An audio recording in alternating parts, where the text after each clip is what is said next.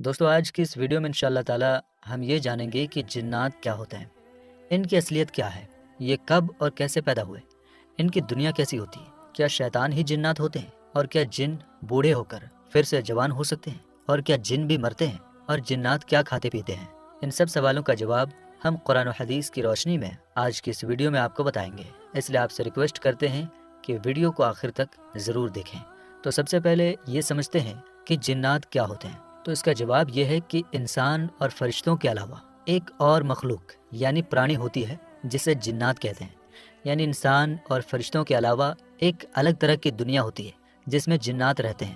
جنات اور انسانوں میں ایک بات یہ سامان ہوتی ہے کہ دونوں سوچنے سمجھنے کی صلاحیت رکھتے ہیں، دونوں اچھے اور برے راستے کو چننے کی طاقت رکھتے ہیں، لیکن کچھ باتیں ایسی بھی ہیں جو جنات کو انسانوں سے الگ بناتی ہیں۔ ان میں سب سے خاص بات یہ ہے کہ جنات کی اصلیت انسانوں سے الگ ہوتی ہے۔ جن کو جن اس لیے کہا جاتا ہے کیونکہ وہ آنکھوں سے دکھائی نہیں دیتا۔ اللہ تعالیٰ کا فرمان ہے جس کا ترجمہ ہے کہ جن اور اس کی اولاد تمہیں ایسی جگہ سے دیکھتے ہیں جہاں سے تم انہیں دیکھ نہیں سکتے، اور جنات کی حقیقت یہ ہے کہ اللہ تعالیٰ نے جنوں کو آگ سے بنایا، جبکہ انسان کی حقیقت یہ ہے کہ اللہ تعالیٰ نے اسے مٹی سے بنایا۔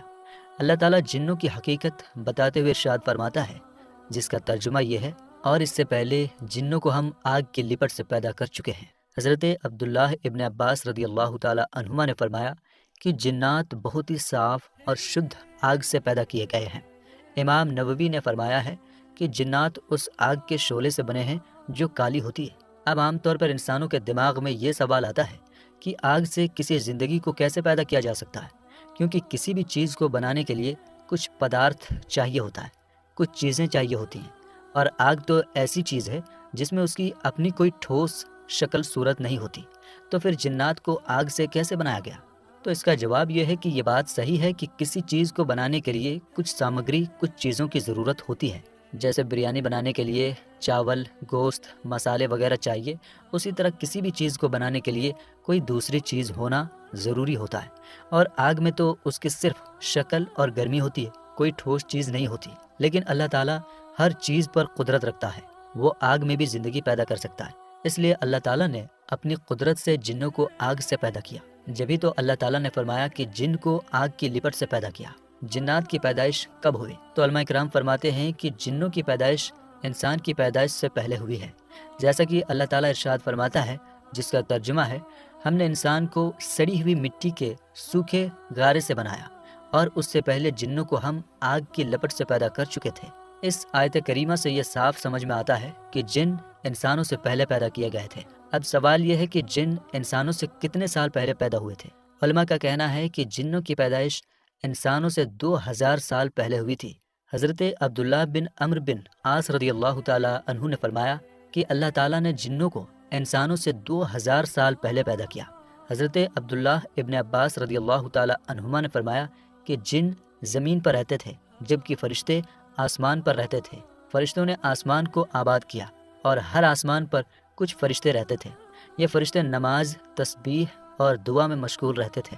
اوپر کے آسمان کے فرشتے نیچے کے آسمان کے فرشتے سے زیادہ عبادت کرتے تھے۔ اس طرح فرشتوں نے آسمان کو آباد کیا اور جنوں نے زمین کو۔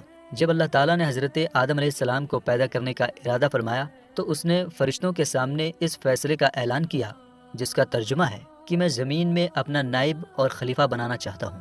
تو فرشتوں نے جنہیں جنوں کی پیدائش کا اندازہ تھا، جنہوں نے جنوں کو دیکھا تھا، جب اللہ تعالیٰ نے اس زمین کے اوپر جنوں کو پیدا کیا تو بہت ہی زیادہ فتنہ، فساد اور شر کا ماحول برپا کیا، خون ریزیاں کیا۔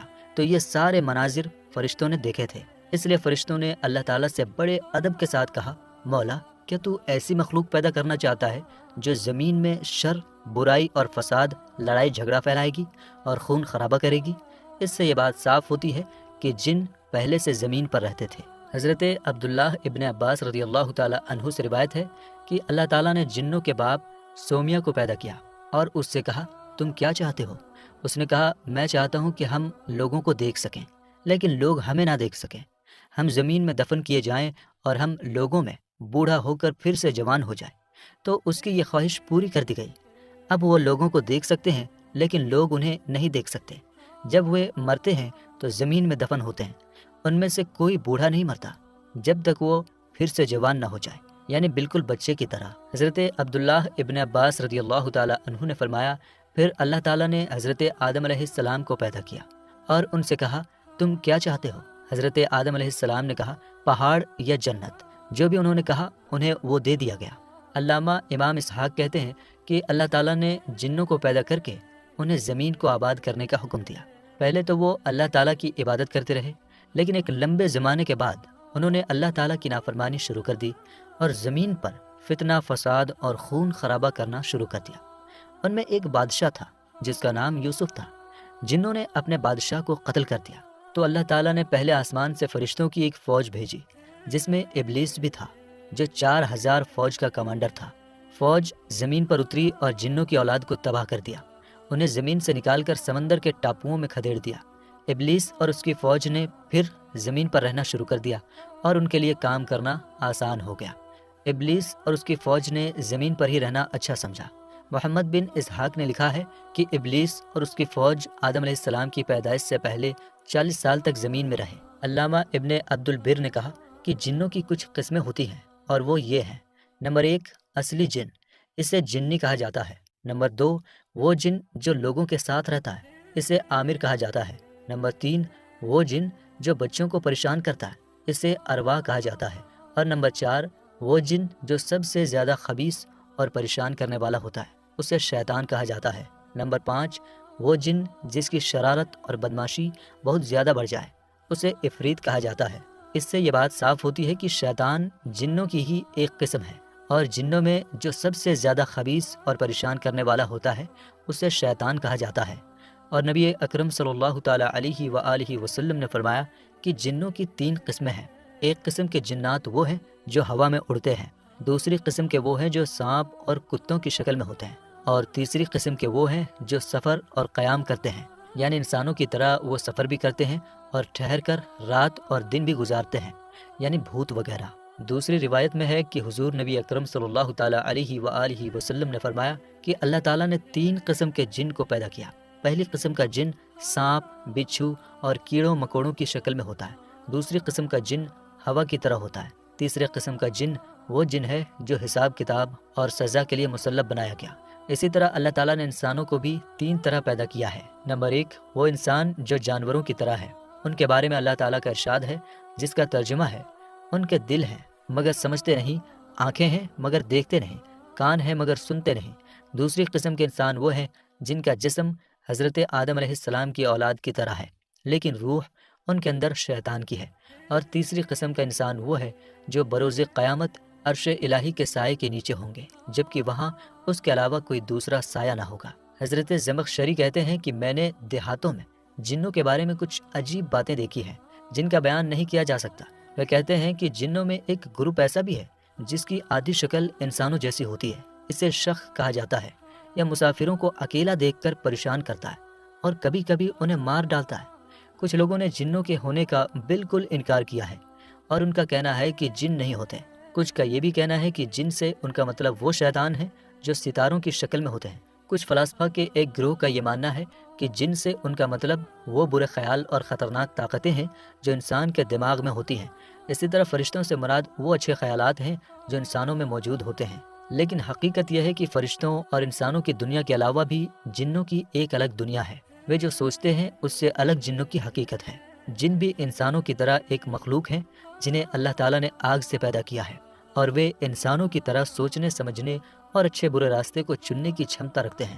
اور جس طرح سے انسانوں کے لیے ضروری ہے کہ وہ اللہ اور اس کے رسول پر ایمان لائے اور شریعت کے احکام پر عمل کریں، اسی طرح سے جنوں کے لیے بھی ضروری ہے کہ وہ اللہ اور اس کے رسول پر ایمان لائے اور شریعت کے احکام پر عمل کریں، یعنی جن چیزوں کے کرنے کا حکم ہے انہیں ضرور کرے، اور جن چیزوں سے بچنے کا حکم ہے ان سے ضرور بچے، کیونکہ اللہ تعالیٰ فرماتا ہے کہ میں نے جن اور انسان کو صرف اپنی عبادت کے لیے پیدا کیا۔ اور یہ بات بھی یاد رکھیں کہ جس طرح انسان حضور پاک صلی اللہ تعالیٰ علیہ وآلہ وسلم کی امت ہے، اسی طرح جن بھی حضور پاک صلی اللہ تعالیٰ علیہ وآلہ وسلم کی امت ہے۔ اور یہ بات بھی یاد رکھے کہ جتنے بھی نبی دنیا میں تشریف لائے وہ سب انسانوں میں سے تھے، جنوں اور عورتوں میں کوئی بھی نبی نہیں آئے۔ تو جس طرح انسانوں میں کچھ مسلمان ہیں، کچھ یہودی ہیں، کچھ نصرانی ہیں، کرسچن ہیں، کچھ ہندو ہیں، کچھ سکھ ہیں، اسی طرح جنوں میں بھی کچھ مسلمان ہیں، کچھ یہودی ہیں، کچھ کرسچن ہیں، کچھ ہندو ہیں اور کچھ سکھ ہیں۔ ایک سوال اٹھتا ہے کہ ابلیس، جسے شیطان بھی کہتے ہیں، فرشتوں سے تھا یا جنوں سے؟ کیونکہ فرشتے آسمان میں رہتے تھے اور جن زمین پر رہتے تھے۔ تو اس کا جواب ہے کہ ابلیس کا تعلق جنوں سے تھا، فرشتوں سے نہیں۔ اب سوال یہ ہے کہ اگر ابلیس جن تھا اور زمین کا رہنے والا تھا تو وہ جنت میں کیسے پہنچ گیا؟ تو علماء بتاتے ہیں کہ ابلیس پہلے اللہ تعالیٰ کی بہت عبادت کرتا تھا، اسی وجہ سے اس نے فرشتوں کے ساتھ آسمان میں رہنا شروع کر دیا اور پھر جنت میں بھی ان کے ساتھ چلا گیا۔ لیکن جب اللہ تعالیٰ نے اسے حضرت آدم علیہ السلام کے لیے سجدہ کرنے کا حکم دیا تو ابلیس نے گھمنڈ، تکبر اور جلن کی وجہ سے اس حکم کو نہیں مانا۔ اسی نافرمانی کی وجہ سے اللہ تعالیٰ نے اسے اپنی رحمت سے ہمیشہ کے لیے دور کر دیا۔ ابلیس کو شیطان اس لیے کہا گیا کیونکہ اس نے سب سے پہلے اپنے رب کی نافرمانی کی۔ شیطان اللہ تعالیٰ کی رحمت سے ہمیشہ کے لیے محروم ہے، اس لیے اللہ تعالیٰ نے اس کو ابلیس کے نام سے یاد کیا۔ عربی بھاشا میں بلاسن اس شخص کو کہتے ہیں جس میں کوئی بھلائی نہیں ہوتی۔ اسی بلاسن سے ابلیس شبد بنا ہے اور اس لیے ابلیس اس شخص کو کہا جاتا ہے جس کے اندر کوئی بھلائی نہ ہو۔ کیا جنات کھاتے ہیں یا یوں ہی فرشتوں کی طرح کچھ نہیں کھاتے؟ تو اس بارے میں علماء کے بیچ الگ الگ رائے پائی جاتی ہیں۔ کچھ کا کہنا ہے کہ تمام قسم کے جنات نہ کھاتے ہیں نہ پیتے ہیں، لیکن ان کا یہ کہنا صحیح نہیں ہے۔ اور کچھ لوگوں کا کہنا یہ ہے کہ جنات کی ایک قسم وہ ہے جو کھاتی اور پیتی ہے، اور دوسری قسم وہ ہے جو نہ کھاتی ہے نہ کچھ پیتی ہے۔ اور کچھ لوگوں کا یہ کہنا ہے کہ تمام جنات کھاتے اور پیتے ہیں۔ ہاں، اس بات پر بھی لوگوں کی رائے الگ الگ ہے کہ وہ چباتے اور نگلتے ہیں یا نہیں۔ تو اس بارے میں کچھ لوگوں کا کہنا یہ ہے کہ جنات کھاتے اور پیتے ضرور ہیں، لیکن وہ نہ چباتے ہیں اور نہ ہی نگلتے ہیں، یعنی اندر کرتے ہیں، بلکہ صرف وہ سونگھتے ہیں، مگر اس پر کوئی دلیل نہیں ہے۔ دوسرے لوگ کہتے ہیں کہ جنات جو کھاتے ہیں وہ چباتے ہیں اور نگلتے بھی ہیں، اور یہی صحیح بھی ہے۔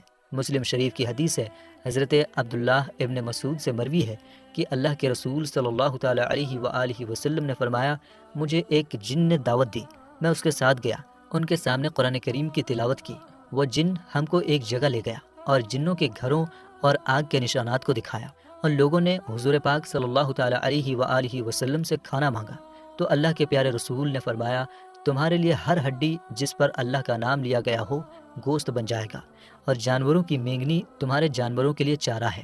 چنانچہ نبی اکرم صلی اللہ تعالیٰ علیہ وآلہ وسلم نے فرمایا، تم لوگ ان چیزوں سے استنجا نہ کرو، یعنی ہڈی وغیرہ سے، اس لیے کہ یہ تمہارے بھائیوں یعنی جنوں کی غذا اور کھانا ہے۔